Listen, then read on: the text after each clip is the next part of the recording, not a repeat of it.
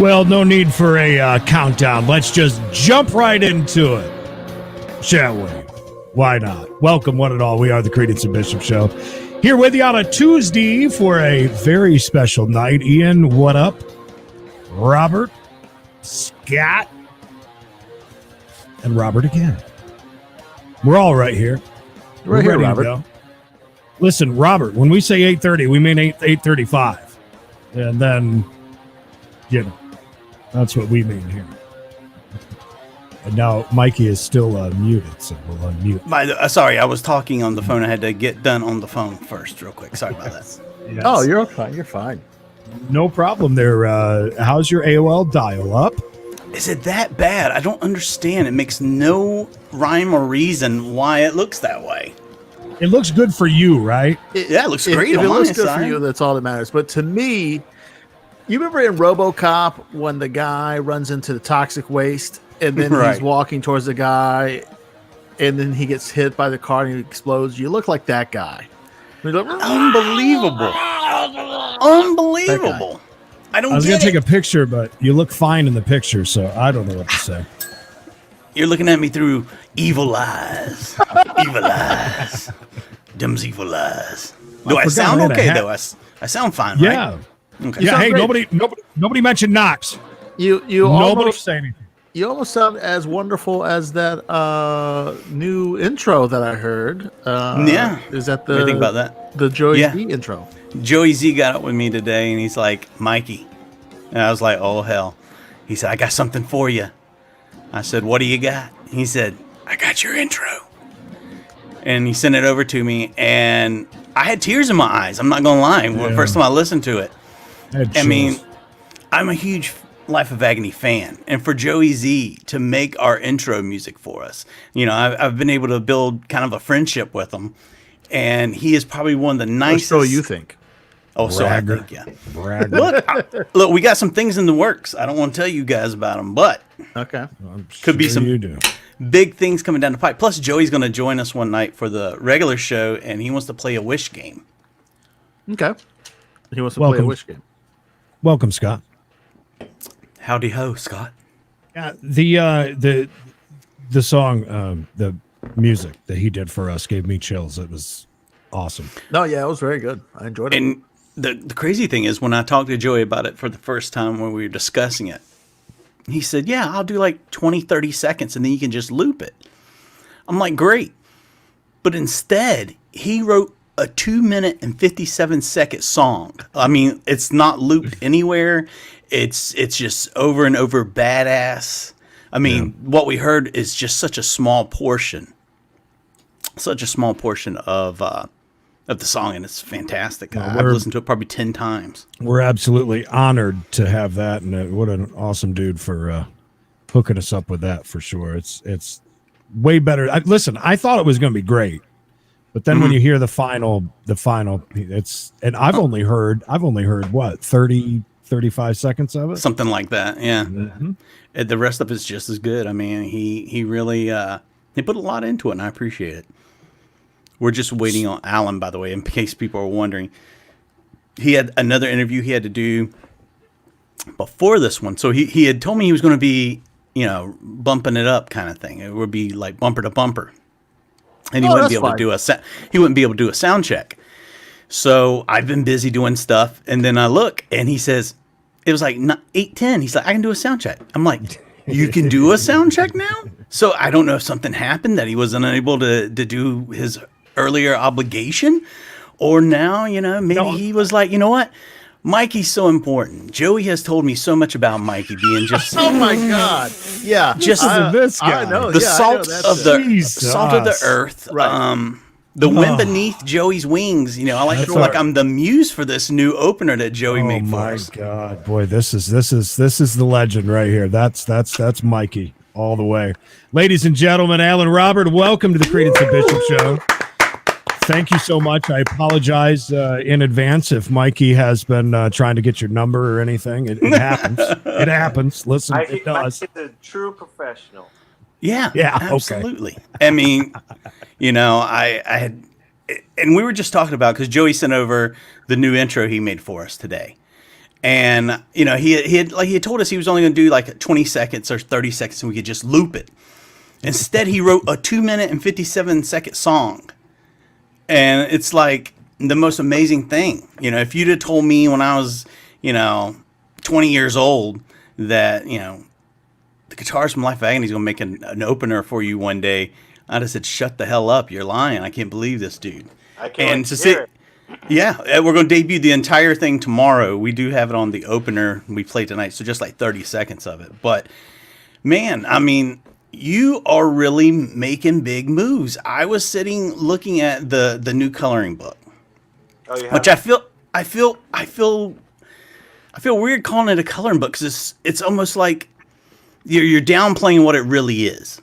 It's like a book of art that lets you use your own palette to create something amazing. And the people who do these colorings, I tried to do one. I sat down with my wife one night and I said, "Let's do one together." Worst mistake of my life. I can't color, apparently. I have no idea what I'm doing. Me either. That's why I just do the black and white artwork. Yeah, that's it. Can't color. Oh, yeah, sure you can. Thanks for trying to make me feel better. Right, yeah. It's unbelievable the work that people do in these things. There's a whole groups just, dedicated to, your coloring books. And it's amazing the things they do. I have no idea how they even do it. I almost feel like they're cheating. This can't be real. Yeah, I mean, if you plug Beauty of Horror into Instagram and just see what comes up, people from all over the world are just color these pages unbelievably, like so much depth and the intricacy of how they do the line work and shading and highlights, and even some of the mediums they're using nail polish and glitter and all this crazy stuff. It's really mind-blowing. And you could have the same illustration colored in by 10 different people and have 10 different results. And that's, I got it. Go ahead, Green. I wanted to ask how that all came about, when it started for you, and how that got off the ground. It's very interesting. I love it. Well, it was kind of a joke. It was done at the time. It was 2016. I had been writing and drawing horror graphic novels since 2009 with IDW Publishing, and I had put out a few books called Wire Hangers and Crawl to Me and Killogy. And I came home from the rehearsal studio one night, and my wife and my daughter were coloring in one of these adult coloring books, one of the nature ones. Right. And but it was not a coloring book that I had ever seen. It was like a high-end, really beautifully drawn book, and I had never seen one like that. And they wanted me to join in and color with them, and I just couldn't find a page that I could commit like an hour to color this page. I was like, what can I color here? And she was like, well, just draw your own. What would you draw? And I wanted to draw the most disgusting thing I could think of, which was it turned out to be CBGB's bathroom. Oh, wow. And That's great. I sat there and drew the line work, and I posted on Facebook because it was April Fool's Day, and it was just kind of a joke, color in my adult coloring book page, and it got downloaded 400 times. Oof. And people were coloring in their CBGB's bathrooms, and it was awesome, and it was such a fun moment to just draw something up, post it online, and all of a sudden you have all this interaction with people everywhere. And so I just took that whole thing and put it into a horror book, because at the time there was no adult coloring books for horror fans. It was just all the beautiful stuff. And this was kind of like the anti-coloring book. It was like the most, messed up stuff that I could think of to put into a 90-page book. Halfway through, I was like, what the hell am I going to draw next? I started running out of things to draw. And now it's turned into a whole series with about 7 books, tarot cards, a journal. It's really come a long way. I got the journal. I got the journal too, but let me talk on this journal really quick. it's like something I remember, like when my daughter was young, and they would have these really flowery, colorful little books for, you could put your little stickers in, or you could write down your thoughts, or you could, draw a picture of your perfect day or something like that. This is the complete opposite. This is like a horror fan's wet dream almost. I mean, you've got everything in there. And with that and the coloring book, I haven't seen the tarot cards yet. I would love to see those. You have really built an empire. You have gone into this niche, which adult coloring books, that niche is huge as it is. But now you've grabbed a hold of the horror genre and the adult coloring books, and you're bringing them together. It's like you have cornered that market. You are that market, basically. Well, since Beauty of Horror 1 came out in 2016, there's been a bunch of other serial killer coloring books and stuff by other people, and the space has grown a lot, and it's great to see as a horror fan. There's more stuff to do. With Beauty of Horror, for me, it became really fun. After that first book was done, mostly as a joke, I didn't expect it to find an audience the way it did. And it just kind of exploded, and it gave me the freedom to really dive in and figure out who these characters are, and each book has a theme, so I got to tackle haunted carnivals and clowns, and Guliana is the main character of the series, and her creepatorium, as I call it, kind of like a museum of oddities, and this last book I just put out, Beauty of Horror 4. Every page is a parody of the horror movies I grew up on. So it was so much fun to draw. And, being that the band was kind of out of commission this year due to the pandemic, it really gave me something to focus on every day and keep my mind in the right place, because it was such a downer, And you were talking about the character, the continuation character. Hopefully I say it, Guliana, however you want to say exactly. Have you thought about, because when I was looking at everything and looking at it as a big picture, do you think that you should be able to take that character and move it over into almost like a Crypt Keeper kind of series, where you would have her going through and introducing and bringing in all these different stories, and then it could build upon so many different things? I feel like it may be animated or live action, I don't know, but I feel like that character could be like a Crypt Keeper type character, where you could bring it over and do so much more with it. Are we seriously? This is a 10 pitch. minutes. This is 10 minutes in, and already he's pitching you. You understand that, Alan? This is just already. the beginning, man. 10 freaking minutes, and it's boom, right to it. Well, it's funny you say that, because we are in the early stages of bringing Guliana to an animated series with the animation studio Rooster Teeth. Oh, really? Wow. Wow. And the producers of Bird Box and Arrival. Wow. I mean, I know you probably can't tell us a lot about it, but how are you going to do this? Is this going to be just like a ongoing series, a one-time kind of thing? What were you guys looking at? It's going to be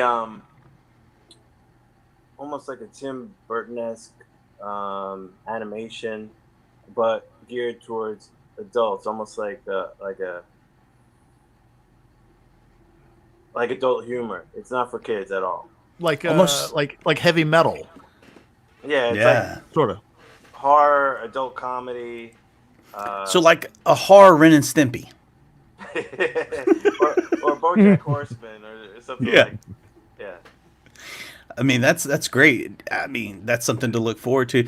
And that's why I was telling these guys last night. I said, he has built this in a way where it doesn't seem like, whichever way you go with it, there's no stopping it. You can just build upon it and build upon it. And what's the difference to you with seeing the pleasure that someone gets from your music compared to the pleasure people get from your writings or your drawings kind of thing? What is the difference in the pleasure you get from it? Well, I think that there's a similarity in a way, because especially with art therapy, adult coloring is considered art therapy, and there's something relaxing about it, and it allows, especially in this crazy year, people to unplug and do something that's tangible, and that they could kind of lose themselves in creativity and forget about their problems for a couple of minutes, Um, so there is that satisfaction that you're giving someone joy that way. And I think with the music, I think there's a shared um, feeling of pain and suffering that goes into making the music, and also the listeners who get something out of it. And I think through that connection, there's a hope and there's an underlying positivity um, that is kind of like you can't break that bond. And when we were talking to Joey, I was, paying him compliments about, the music and the writing and stuff with Life of Agony. And he says, he said, Alan is the man that I would give most of the credit to. He said he is, the backbone as far as writing music goes. And that's kind of, a huge compliment, because coming from, the background you guys all came from, and to be able to come into a situation where a lot of guys would have egos and things like that, it doesn't seem like that's ever been the problem with you guys. It seems like you've always been able to get along and with the writing process not have like a struggle in that. Do you understand what I'm saying? There doesn't seem like there's an inner struggle all the time with wanting the wheel. Well, I think that most of the pressures come from outside the band. It's Right. more of like, record labels and stuff like that. And, the time between records has changed so much from when we were growing up. It's like we wrote River on Dread over the course of probably 3 years, and then it came out, and then toured on that record for another 2.5 years before Ugly came out. And that's unheard of now. Now it's like every 6 months, they want a new record. So it's a much different environment. But like, I love Joe, and we've been friends since we're 16 years old, and we have such a history with our families, and Mina being his cousin, and growing up in the same neighborhood, and watching Evil Dead in the middle of the night, drinking wine coolers at 18 years old, like we were ridiculous, but the inside jokes that we have with just a look after 30 years of being in the band together is something that you can't compare to anything. Now, you brought up Evil Dead. I know Bishop's a huge Evil Dead fan. Yes. Well, my question was going to be actually about wine coolers. What is your favorite Seagram wine cooler that you can pick up from at the Walmarts here? They have them in a big bin that's singles. Like, I just need 2 wine coolers for the night, and you can just pick up 2. You can pick up what have you had any of those? What is your favorite? Well, it's been a long time since I had wine coolers, but when we were kids, you gotta live your life, man. Joey had this little basement apartment underneath his mom's house, and we would watch Evil Dead and Chainsaw Massacre 2 in the middle of the night, and then we get hungry, and we walk to the corner store, and he'd buy like a jar of ragu and a pound of pasta, and we'd get some black cherry wine coolers, Okay. and go cook and get drunk and watch horror movies in the middle of the night. Well, if you ever are, in Walmart or somewhere where they have the Seagrams, you got to get the Jamaican Me Happy, just because that makes me laugh. The name is funny. So I've been drinking these. These are great. What is? Okay. I've never seen that Dog before. Punk IPA. British style. Yeah. All right. Now, do you feel? Hold on. Well, I have Go a ahead. question about Evil Dead. I have a question about Jesus. Evil I was going to tell him. Chill out with your pitches. Let me just tell him this really quick. Yeah. Bishop got his first radio job because of Evil Dead. Go ahead. Really? Well, yeah, because in the photo that you had to send, I sent a photo of me in high school because I was like right out of high school. And in the photo, I'm wearing my Evil Dead 2 shirt. And I don't know. I guess I had a disposable camera that was black and white, so it made it even more artsy. So it's me in a black and white photo with the Evil Dead shirt. And that's one thing that set me apart from the others. But speaking of Evil Dead 2, do you feel that Evil Dead 2 was almost a waste? It was like a rehash. It was like, hey, this is what happened, and then it was basically Evil Dead 1.5 almost. Did you feel that as well, or no? For me, I saw Evil Dead 2 first, and we went back and watched Evil Dead. Okay. That was the days of the Blockbuster video stores, and whatever the cool box was is what you went home with. And Evil Dead 2 had the giant skull with the eyes. Was Yes. that the shirt that you had? No, I had a shirt that had like It was more almost comic book looking. yeah, it was like almost like a billboard or like a tombstone kinda, and it had the chick in the corner, like, turning into the demon, and Ash on this side and some writing and stuff in the middle. So no, it wasn't the classic cassette tape cover, but Yeah. So that one, the Evil Dead 2 VHS box one. And that became like a classic film, especially for me and Joe to watch over and over again. We would just crack up so much with especially the scene when the deer comes alive and the lamb, They're all. and they all just start cracking up, and that's a classic scene for us. Did you enjoy from the 80s? There were so many great, as we call them, cheesy horror films that were worked on a budget of probably $50 and free bologna sandwiches for the crew. If that. Those were always the funniest and best ones ever. I mean, growing up, those are ones that, you had the slumber party ones where like there was 800 slumber party movies where there was a massacre or there was a sorority house that ended up on a cursed row or something. There was always this going theme with all those kinds of things. Did you enjoy those really ridiculous 80s movies?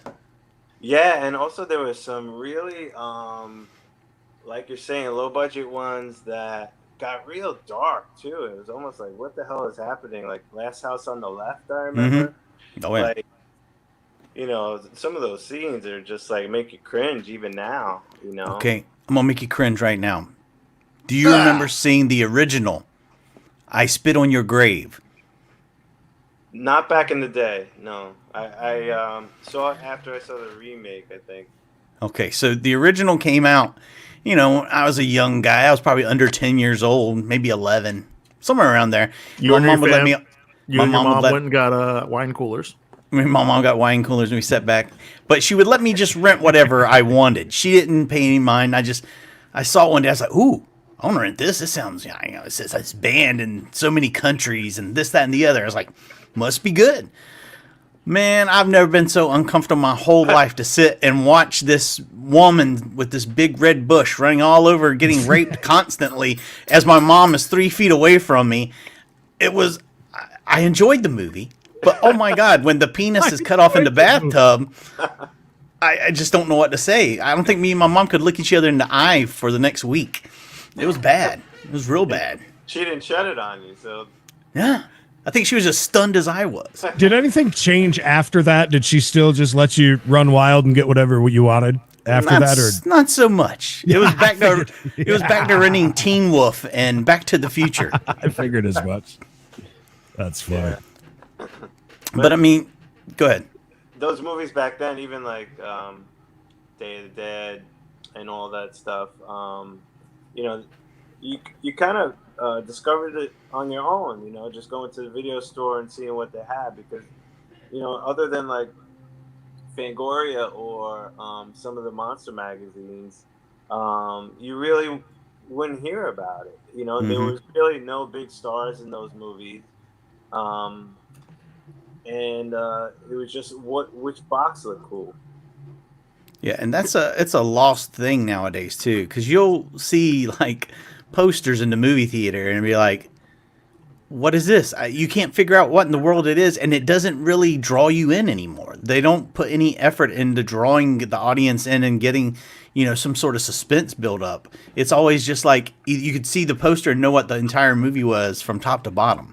Yeah, and even nowadays, right? So there's so much CGI to do all the effects that I think it loses something. It loses its uniqueness and what made it special in the first place. Like if you look at movies like John Carpenter's The Thing, or any of the older ones that did practical special effects, All right. they still hold up. It's like they don't make movies like that anymore. And when they do it all with CG,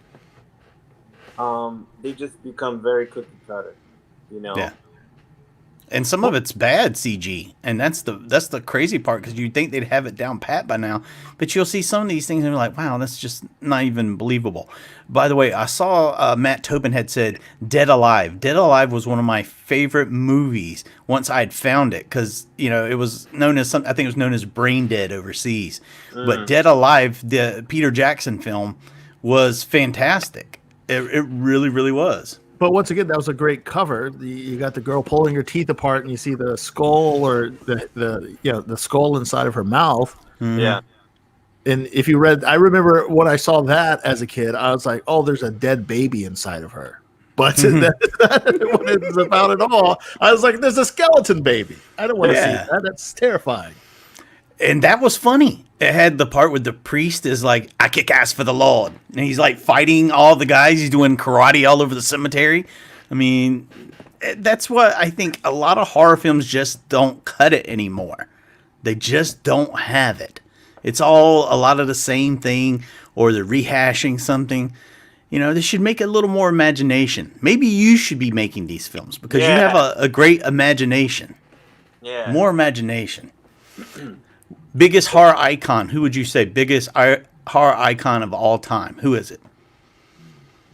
Well, I would say that the one that made the most impression on me and the most impact on me was the original Freddy Krueger from Nightmare on Elm Street Part 1. And I say that because Part 1 was scary for a little kid. Oh, wow. And as the series went on, they gave Freddy more lines, and he became like this personality. But the first one, there was a body bag being dragged down the school hallway by itself, and they had a lot of like dark imagery. But I remember being a kid being so fascinated with Freddy, and that was before you could walk into a Spirit Halloween shop and like get the film ready glove, Right. And the perfect mask, like I made my own Freddy costume at that time. It was like Dad's work gloves and Mom's kitchen knives, and like bolting them all together and try and emulate Freddy. But he was probably the one that made the most impact, more so than Michael Myers or Jason for me. Freddy was the one at that time. See, I first discovered Leatherface before I did Freddy, because I heard about Texas Chainsaw Massacre. And I watched it. I couldn't sleep for about 2 months because I was like 9 years old and thought it was real, because at the very beginning it said, based on a true story. And so automatically I was like, it must be true. They can't put this on film if it's a lie. They can't say that if it's a lie. They can't say it if it's a lie. It's got to be true. So, and then later on, I discovered Nightmare on Elm Street because I heard some kids on the bus talking about it. So, that was such a dark film compared to, let's say, Dream Warriors or something like that. And they made it kind of a jokey kind of thing. But if Wes Craven would have kept his hands on it a little bit more, I think it would have kept going in the direction that the first film was. That I think that would have been the way to go. And for them to try and remake that movie, what an abomination that was. Did you see when they remade A Nightmare on Elm Street with the whole different Freddy Krueger involved in that? Did you see that? What did you think? Well, it's tough as a longtime Robert Englund fan to see someone else play him. I mean, I don't even remember it, to be honest with you. I remember watching it, but I was like, this isn't for me. Mm-hmm. And if I want to see Freddy, I'll put on one of the old movies. Really random question, Alan, but it popped in my head. Have you ever had the Herpes. had herpes? Have you ever had the pleasure of being at Universal Studios and seeing the horror and makeup picture show or whatever? What is it called? Is that horror and makeup? Horror makeup effects show. Effects show. Have you ever seen that? No. Oh my gosh. Someday, take the kids, take the family to Universal and go see that. It's fantastic. Or just sit at home and watch it on YouTube. There's a lot of you can do that as well. It's a lot cheaper that way. It is a little lot bit. cheap. Just a little I bit. think the only time I was at Universal, we were on a Megadeth tour, and we played that area, and because we were on I think it was Gigantor, and they gave us free passes to Universal after our set, and we just ran over there and went right to the front of the lines and went on Nice. went on a bunch of rides, and that was it. That's the way to do it. Do you like haunted houses? Are you the kind of guy that, not saying this year you've gone to any, but in times past when you've had a little downtime, do you enjoy going to like the scare zones kind of things, the local haunted houses? Do you like those? Well, I think we've, over the years, we've stayed in some haunted places on tour. Like in New Mexico, we were in one hotel. I remember where me and Joey found like satanic writing in the closet. And, we were hearing some weird noises and stuff. And then when we That's the worst La Quinta ever. Oh my God. La Quinta. La Quinta, La Quinta. We were like the only ones in the whole hotel. It was in the middle of nowhere. But when we were making Sound of Scars, and we filmed the Lay Down video and took a photo shoot in this old house, it turned out to be a real haunted house in New Jersey. It's called White Hill Mansion in Fieldsboro. And if you look it up, it was actually built on Native American burial ground. And they've done digs there, and they found like 30,000 artifacts from ancient civilizations on the grounds. And in the basement of this place, it was built in the 1700s. It was a speakeasy during Prohibition, and there's a lake behind it, and they dug this tunnel from the lake to the basement where they would smuggle in the rum. And apparently some guy got murdered down there. Uh-oh. And so that's the spirit that's like trapped in this house, and the people that run the place swear that it just keeps fucking with them all the time when they're in there. That's crazy. And see, I guess with all that said, you're a believer in ghosts and that kind of thing. Yeah, I mean, even in the beginning of the pandemic, I went down the Bigfoot rabbit hole on YouTube, and it's like, is that real? I know that it's a little real, but Look, about a month ago, we had a lady on who is a Bigfoot researcher, really? and she drug us down a rabbit hole of something we had never heard of. She was talking to us about the DOGMAN, that there's these dogmen that live out in the woods, and they're like upstate New York, Pennsylvania, Ohio, Michigan, that kind of way, and they're like the most evil thing there is. They're like half man, half wolf. They're like these giant werewolves. And she claims that she has seen them and that they are basically almost in cahoots with Bigfoot. And that's like something we all should, that's more important than the pandemic right now. We should be worried about Bigfoot and Dogman getting together. I mean, this could turn into a real horror film very quickly, because I feel like that's a combination we can't deal with. Well, what are they up to? We've been shut into our houses for the most part. The people are getting out more, but we're allowing Dogman and Bigfoot to run wild out there. They're running amok. Yeah, they're getting comfortable. We don't want them to get comfortable. So, So, Alan, do you think it's time we we check, Bigfoot and put him in his place, and kill a few of them, stroll them up and down the streets? Really, just get the point out there that Bigfoot, we're not taking your shit anymore. I know that they found some hairs that they thought were Bigfoot, and then it found out that they were dog hair. So maybe that's what she's talking about. The dogmen. Dogman. The dogmen are out there. And she even told us that Bigfoot, you remember the Predator films, he basically has that ability to cloak himself, and they travel almost in a military fashion. If you see one, that there's a group of them, you're not alone. Though she said the one that you see basically is like the scout. So like you'll The have sentinel. He or she will let the others know that there are humans around. So that's why you only see one. You don't see like a pack of Bigfoot, or would it be Bigfoot or Big Feet? I don't know. Bigfoots. Bigfoots. What's Bigfoots. the proper etiquette for Bigfoot? You're right. Gotta be careful with that. We don't want to anger none of the Bigfoot listeners.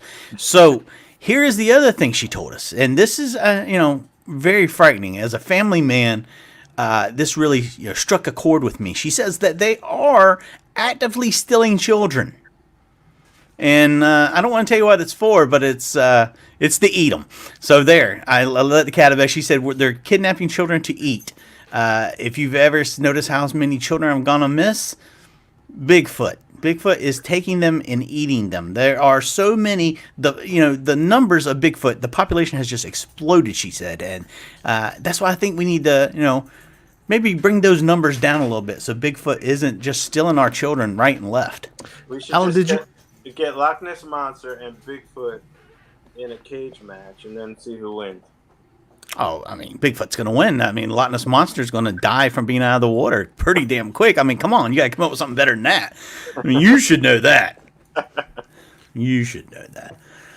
But, I mean, it's a wild world when you think of the world of horror and the way things are based. It's almost a good release to have these kinds of things. They're therapeutic to me. If I sit and watch a horror film, and I probably watch 10 a week, on a good Saturday night, my wife will let me go stay up till like 10 o'clock. We'll go crazy and watch a bunch of them.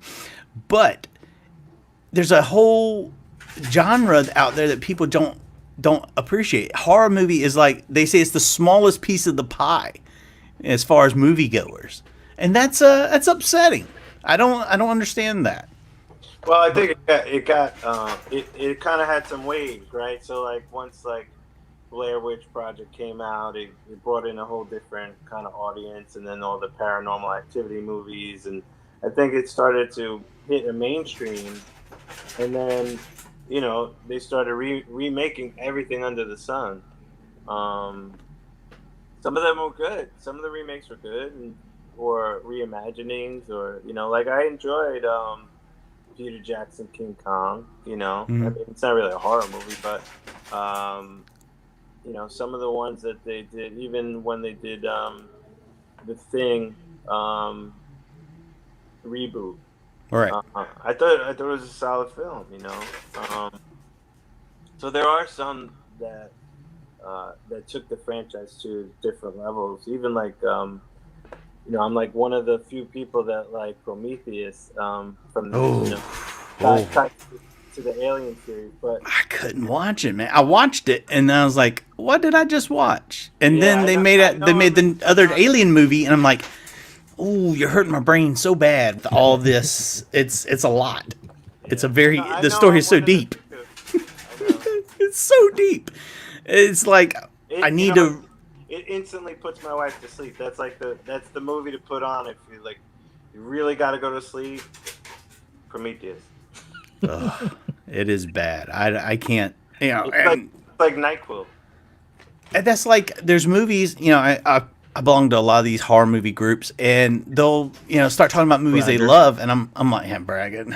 I'm in all of them, and I'm in a Facebook group. I don't know if you know me. About horror movies. I don't know if you've ever met me before. And women with crock pots doing That's recipes. right. Recipes. Pretty big. I'm pretty big over there, Some call me they call me the Centennial over there. That's right. All right. So it seems like, people start talking about Heredity. I did not like Heredity. You talking about putting somebody to sleep. That will knock me out. I think I fell asleep watching it. But it's Hereditary had a Stanley Kubrick type of vibe. I like the way it was shot. And The Shining's like my all-time favorite movie. So that had a very Kubrick feel to it. So even though the ending kind of went kind of batshit crazy, Mm-hmm. it had me. It had me going because I liked the way it was shot. Uh, Now, why aren't any of your like graphic novels, any of that stuff been made into like movies yet? I mean, I went back and looked through them, and it's like, why haven't all these been picked up for films? Well, each one of them has been in some sort of stage of development, and some of them are still actively in development. But Crawl to Me especially had a script written, um, and multiple directors attached to it over the years. But still, You don't trying know to. how disappointed I was when I did find a film that's not very old called Crawl to Me, and it wasn't anything to do with yours. It was very disappointing. I was like, "Ooh, they are really taking some umbrage with his work here. This is." And then I kept watching. I was like, "Oh, this has nothing to do with it." I was very upset Well, because I'd heard there was something happening with it. So someone sent me a poster to a River Runs Red movie where it's like an action movie, and they're like, "This isn't you guys." this isn't even right. Right. So this story was much Well, different than what I thought. Yeah. If I want to put up a picture really quick, this one right here. Now, I thought this was an interesting idea. What was the whole basis that you decided to make this and go with these characters? Well, have you seen the animation for this? I have. Yeah. But why did you all of a sudden, what was there a moment you were like, Marky Ramone? Well, Who's the biggest badass I know? I Marky Ramone. am a huge Twilight Zone fan, and what I wanted to do was kind of make a collection of stories that intertwine. And when I started drawing the characters, the mobster I thought of looked like Frank Vincent, and rather than just draw somebody that kind of emulated him, Right. we would do. I don't know if you guys ever heard of the Chiller Theater Expo in New Jersey. It's kind of like I've heard of it. Yeah, it's like a Halloween type of weekend where you have all these stars there that mingle with the fans and take pictures and all that stuff. And they always have a couple of guys from The Sopranos there, and we met and hit it off and got him to be a character in the book. And then one by one, Marky Ramone came on, and Brea Grant, and then eventually Doyle from the Misfits, and it was a super fun project. I mean, I was just in awe of Frank Vincent's stories when we would go to dinner and hear about he was in a band with Joe Pesci when they were kids, and Frank Vincent was the drummer and Joe Pesci was the guitarist, and they would play up and down the Jersey Shore, in the late '60s, early '70s. And then eventually they would have so much funny banter between the two of them on stage that they became like a Martin and Lewis, or like a comedy duo with a band behind them. Right. And they would play all these comedy clubs, and that's how they got cast for Raging Bull. Really? Yeah. That's That's remarkable. I mean, That's fascinating, actually. I He- knew none of that. oh yeah, he is seems like a legit badass. Like, you just hear his voice and you're like, oh, a little bit of pee just come out of me right now from hearing his voice. So, I mean, I could see that. And then I was like, Marky Ramone. Did Marky Ramone kill somebody and I don't remember it? And maybe Alan knows he killed somebody and he's a real legit badass, or he watched Marky beat somebody's ass one time. But yeah, I guess you were a huge Ramones fan? Yeah, well, I grew up on punk rock, and that's like my first love. Sex Pistols, Misfits, Ramones, Clash, all that stuff. So we had some mutual friends, and it was a great fit. And he loves comic books too. So it was a fun experience doing the comics, stuff, and then to turn it into animation and use their own voices. I remember going to Frank Vincent's house with my cousin, and we were late, and he's standing on his porch with his, Frank Vincent face, and he wasn't mad. I thought he was mad at us, but that's just his face, he just looked pissed off, and he was so nice. Welcomed us into his house. We recorded his audio at his kitchen table, and he was dropping F-bombs left and right. And after every tape, he would apologize to his wife in the other room. Sorry, honey. But we lost him a couple of years ago. He passed away. But what a great guy and class act. I mean, it's really great. I mean, because your graphic novel stuff and watching, the things, it reminds me a lot of like Sin City kind of feel. It's got that whole vibe to it, and which I love. And have you thought about doing any directing of like any other, maybe getting the rights to something you really enjoy and turning it into like a feature of some sort? I never really have. I just kind of been, especially lately, with the beauty of horror, just going all these different directions. I feel like there's a lot more things that we could do with it, and there's a lot of things in the works that are coming out next year that I can't announce yet. But it's really just taken on a life of its own. And that's great. I mean, that's like, Joey was telling us the same thing, and that's good to know that your creativity, even in this time, is able to grow and continue to do a lot. A big question I really wanted to ask you, being a bass player, did you start out wanting to play bass, or were you the guy who was like, damn it, this band already has a guitar player, I guess I'll play bass? Well, that's exactly what happened. I was, first of all, I'm self-taught, so I knew how to play Metallica Seek and Destroy and Sanitarium, and that was it before I picked up a bass. And the only reason I picked up a bass was because Joey needed a bass player, and that was it. I mean, that Life Agony was almost my very first band. I was in a couple of little garage bands for a couple of months, but we started Life Agony when we were like 17 years old, Okay, kids, don't listen to what he just said. That's not going to happen to you. You're not going to just, it was my first band, first time I ever picked up a bass, We went on tour for 2.5 years. You saying that's not typical? No, I don't believe that's after talking with many people from the music business, that is not the typical story that you would hear. I have to say that we grew up in a great time for music, and it's a time that you don't see nowadays. And I think that the grassroots just approach to the whole thing is something that doesn't exist anymore in the days of the internet. And just the way that people found music, trading tapes and, making your own flyers for shows. And, I was drawing back then, drawing posters for us. And, just everything that we did was hands-on. Writing out the lyric sheets for the demo tapes and stuff like that. I remember sitting at Joey's mom's dining room table, and we're like folding all the lyric sheets, putting them in the demos. And, everything that we did was from the heart.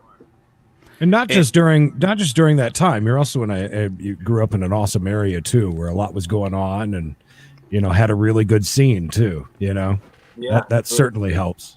We were lucky. We were lucky that we had L'Amour's in Brooklyn, that all our favorite bands would come through. National acts like Slayer would come in, and we would get to open up for Overkill, and Cro-Mags would play there all the time, and Carnivore and Cheer Terror, and you'd find bands like Quicksand and see them play in front of 50 kids and have your mind blown. Yeah. It was amazing time. It was amazing. That when you talk about that, how you see a band that you probably love, that you know every song backwards and forwards, and then you go to a club and you go to see them, and there's like 50 people in there, and you're like, wow, why is this place not packed out? Why isn't there more people here? It seems like that, and that's the thing with the music business. that, it's so hit and miss. It's almost like you got to get that lucky jump if you're going to stick it and land. And that, I mean, it's most talented band probably was never successful. The best bands probably didn't get that chance. And for you guys to be able to, step into that spot and be able to get to somewhere, the point you guys are now and still together, I mean, that says a lot about the band and you guys, character. It really does. It speaks a lot to that. Well, I think that because we had that momentum in the 90s and so much enthusiasm in the way that the band came up and developed lifelong fans, it's become a family in a lot of ways. It's like you see the same faces come out, and it's like it feels like home. It feels like, right. Okay, this is what I'm supposed to be doing. And we were very lucky in that way to come up in that time playing the music that we were playing from that scene. And we never really fit in because we were kind of like a mixture of a lot of different genres. We had very realistic personal lyrics like a lot of the hardcore scene, but a lot of the sounds were more in the metal department. Mm-hmm. Joey's guitar sound was more of a metal guitar sound, and then you have Mina's vocals in there, and you have a lot of this melody that you weren't hearing in the hardcore scene. It was kind of this weird meld, and so a lot of people didn't know where to put us. So we would end up playing shows with Obituary, and then also with the Foo Fighters, and then with the Fugees. It was crazy. I mean, we did talk to Joey, and he told us his favorite tour ever was, I believe he said it was that Mudvayne tour was his absolute favorite tour you guys ever was on. And if you guys could still be, you could still be touring with them right now, you would be. What a story. Man, that was holy crap. An amazing story that he shared with us. We survived it. We did survive it. Yeah. And that definitely is a story. That was great. With all the things that are going on, you have this huge catalog. You have these loyal fans. I know Joey had told us, you guys may even change labels. You just don't know yet. Have you started writing already for the next album? Always writing. Whether it ends up on an album or not, it's just something that I really truly believe, and it may sound weird, that all these songs are out there, and you have to be open enough to kind of tap into it. And that's why pieces of songs come to you at different times, and that's the way it works for me. And sometimes it could start with a lyric, sometimes it could start with a riff or a melody, and it's kind of like you can't see the whole picture. You're only seeing it in pieces, and that's how a song develops for me. And so that happens, it could happen every day solid for a week and then go cold for a week. It's just whenever you're open enough to channel into that creativity, that's when it comes. So is it safe to say you've got a lot of them, or you've got a lot of that written down, ready to go when you come back to it? If something maybe just pops in your head, do you go back? Kind of thing. I think we'll pick up where we left off. Yeah, I love that.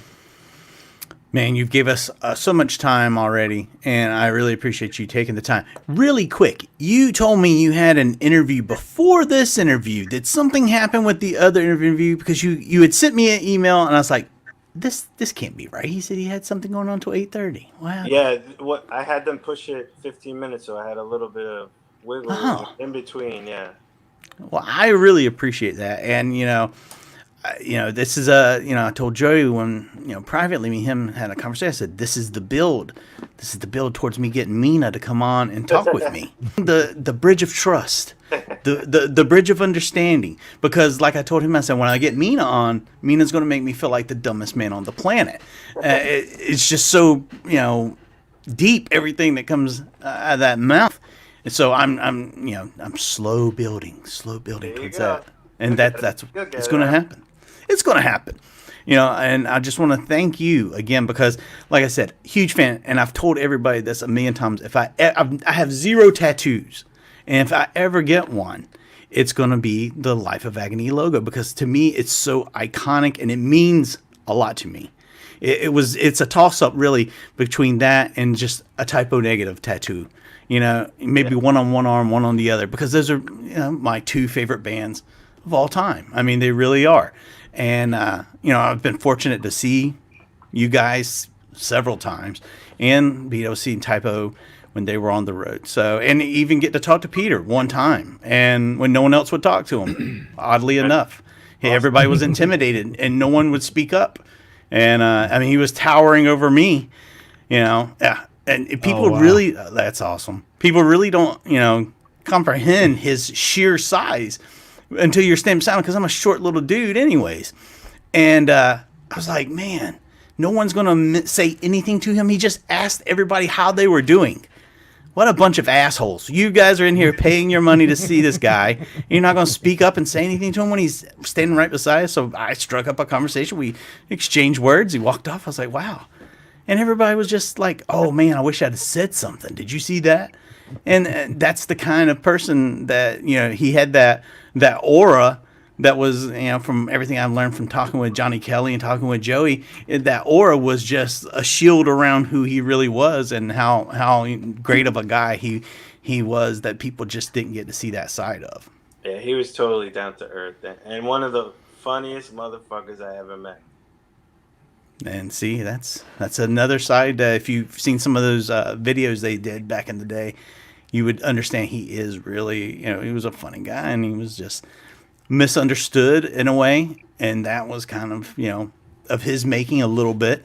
And, that's who he was. And that's a guy I will treasure having a second to talk to him and having the time to talk to you. And I talk to Joey all the time. He knows I think he's going to block my number soon, but you know what? I've enjoyed our time. I've enjoyed our time. Flexing. You're flexing. I'm not going to tell you. I'm going to go ahead and tell you this now. When we got off, our interview with Joey, Joey sat and talked with us for about 3 hours afterwards. Midnight. The air. We got to midnight, and we're all just still going. We're just like, I got to say something that I'm very surprised. I figured that you see that, Alan, you see that wall behind Mikey there.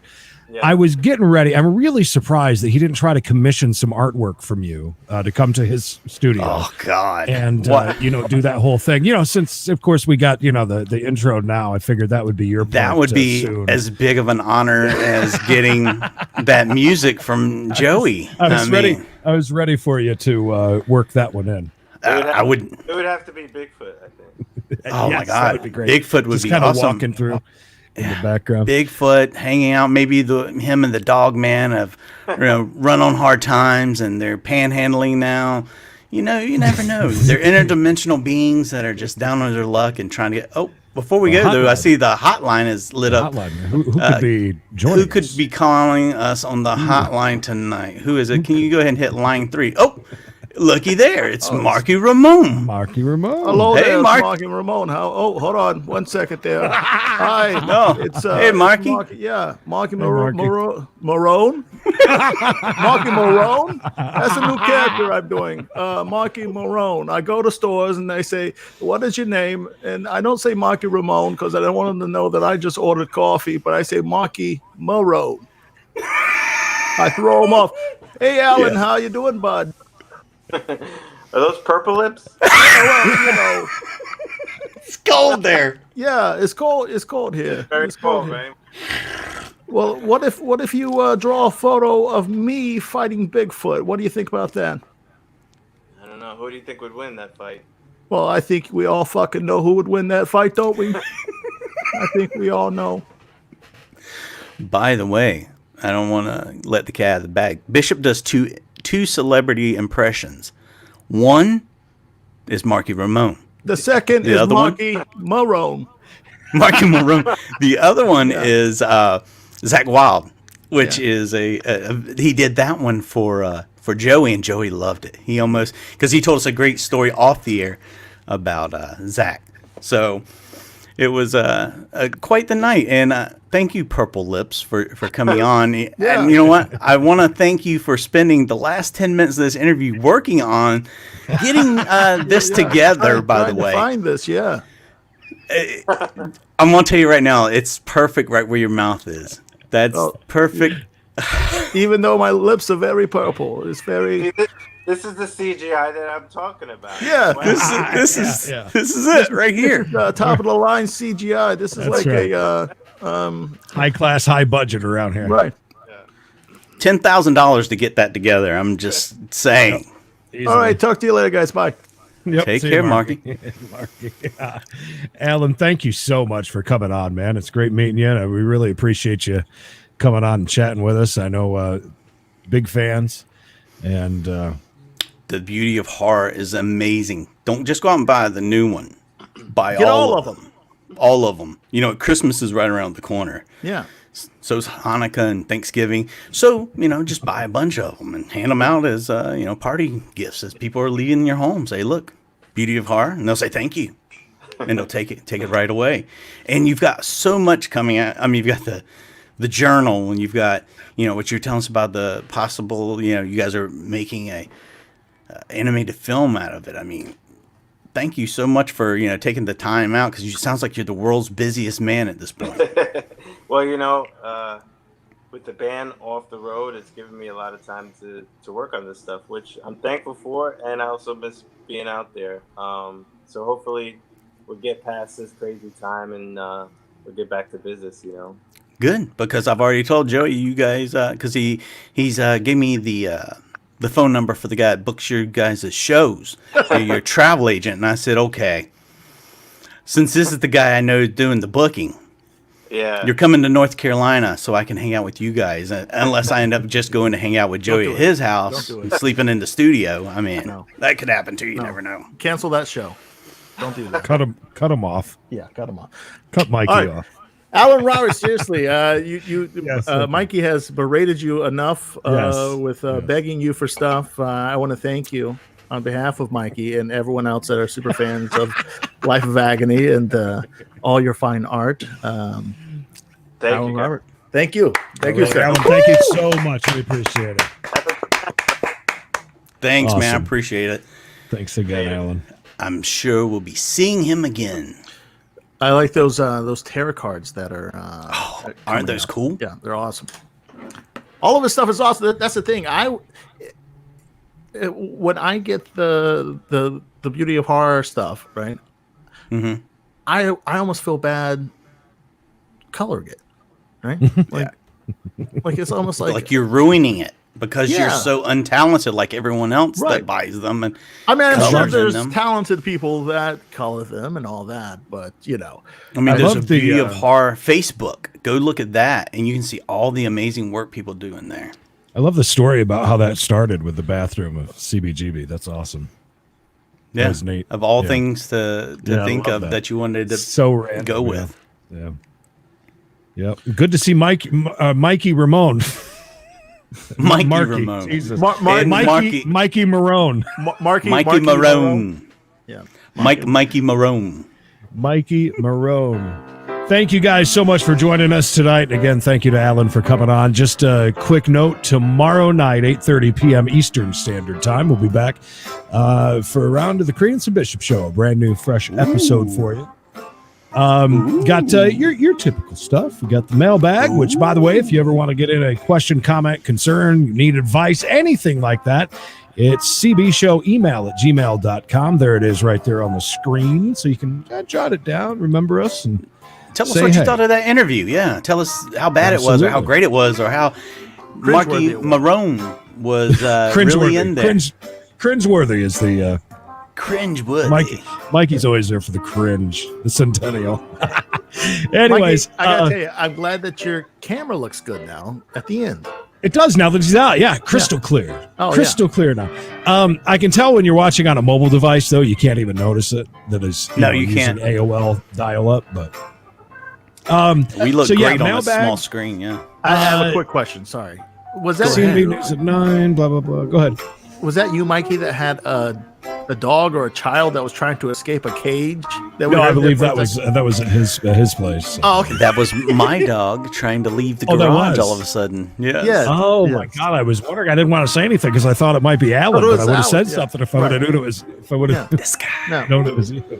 CNB News at 9 tomorrow night. Plus, I believe you've got a. Do we have a new segment tomorrow? That's right. And by tomorrow, it'll have a name. Oh, wow. Cliffhanger.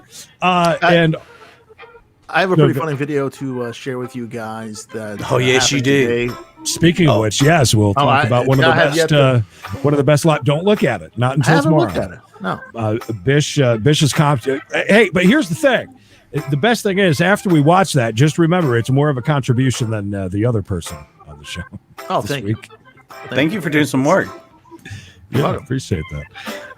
I've got a great video of the night for you, which is actually going to be our Emily and my fiance and I's latest obsession on YouTube. It's really it's a great channel. You guys will really enjoy that. We got that tomorrow night Excitement. as well. Oh, it is. You're going to enjoy it. I promise you. 8:30 p.m. Eastern Standard Time. Any last words, Mikey?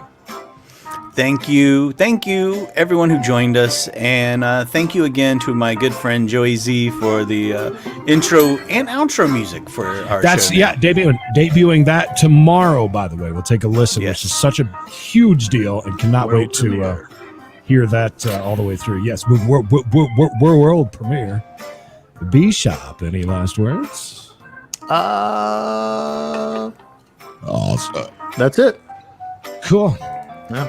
Great. nice. Well, everybody take care. Oh, do we have a new is this another world premiere of a Yes, it is. That's our new outro. our new outro? Well, now you're letting the cat out of the bag. You said tomorrow's going to be, but that's fine. Oh no, Well, but hear the whole that's song. whole- Yeah, you're only getting like 20 seconds of it. Gotcha. real quick. Bye. Bye.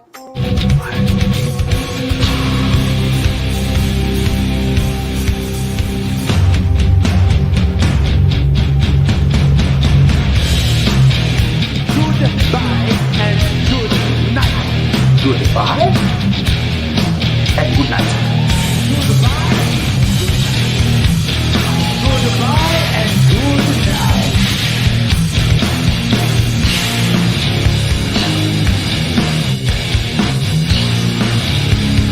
Goodbye and good night. Goodbye and good night.